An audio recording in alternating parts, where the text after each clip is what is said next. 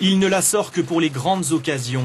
Robert Panhard et sa voiture du même nom, une vieille dame construite par son arrière-grand-père, il y a 115 ans. Les allées de Tourny, c'est par là?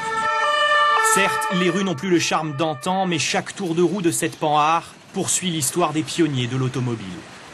René Panhard a lancé une série de 30 voitures en 1891. C'est la voiture la plus ancienne du monde en parfait état de marche, comme vous l'avez vu. Il y en a 2 autres qui sont dans des musées, une à Compiègne, une en Picardie. Ce sont les survivantes de la première série automobile au monde. À cheval sur 3 siècles, les générations ont défilé, mais la voiture est restée.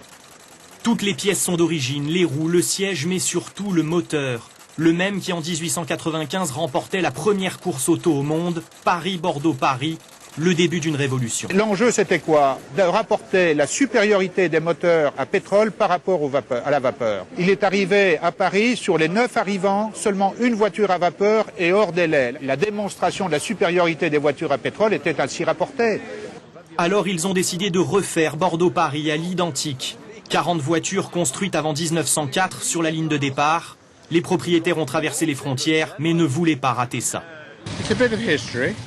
C'est une page d'histoire. Cette course, c'est une manière de remonter le temps, de retrouver nos racines, de profiter tranquillement de la route et des villages. Oui, mais je ne vous dirai pas combien. Beaucoup d'argent.